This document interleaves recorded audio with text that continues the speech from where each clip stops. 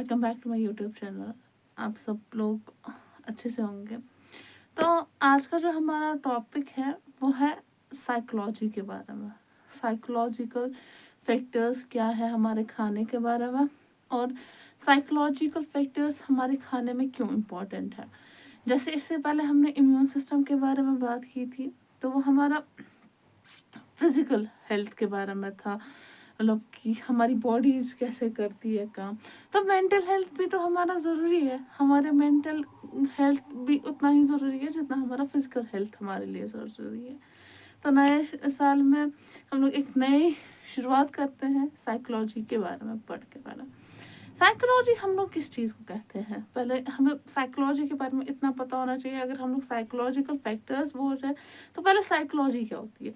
Psychology हम लोग simply उस चीज़ को कहते हैं जिसमें हम लोग पढ़ते हैं माइंड के बारे में और बिहेवियर के बारे में। एक इंसान कैसे बिहेव करता है और क्या उसके दिमाग में क्या क्या चल रहा होता है।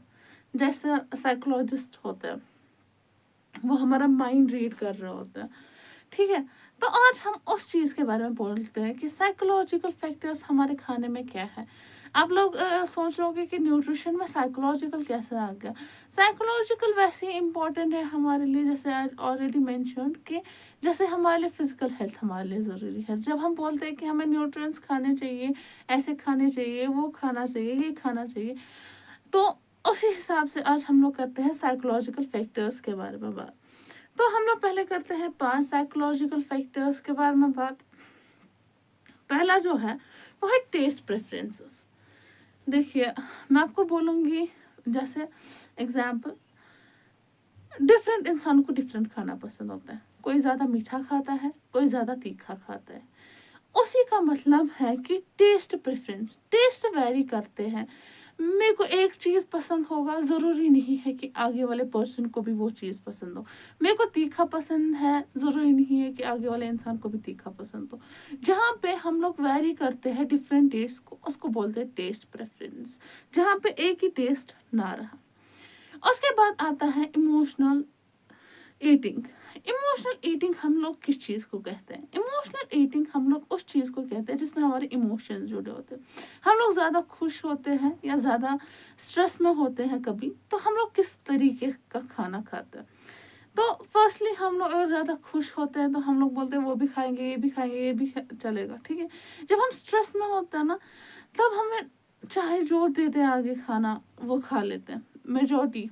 लेकिन बहुत सारे ऐसे होते हैं जो स्ट्रेस लेवल में भी नहीं खा पाते हैं वैसा खाना, जो आगे हो वो बड़ा नहीं खा पाते हैं। तो हमारा जो इमोशनल ईटिंग है वो भी ज़रूरी है हमारे खाने में। उसके बाद आता है कल्चरल इन्फ्लुएंसेस। कल्चरल इन्फ्लुएंसेस हम कहते हैं हमारे बैकग्राउंड से, हमारे ट्रेडिशनल से। जैसे कश्मीर में है ट्रेडिशन कि हम लोग सुबह नमकीन चाय पीते हैं, तो किसी और स्टेट में तो नहीं होगा ना ऐसा। ये हमारा ट्रेडिशनल है, ये हमारा मतलब कि पुराना बैकग्राउंड है कि हम लोग को नमकीन चाय पीनी लाजमी है, वो है।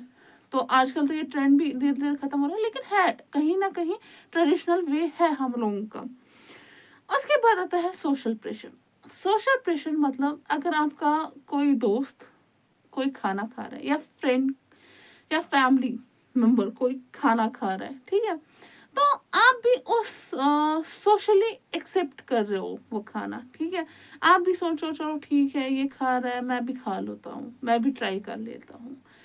उसी को हम लोग कहते हैं सोशल प्रेशर। जब हमारे मतलब कि इर्द गिर्द जो हमारा सोशल प्रेशर हो, फ्रेंड्स में, फैमिली में, तब जाके हमारे अंदर भी ये आ ही जाता है, हमारा दिमाग ये सोचने पे मजबूर हो जाता है।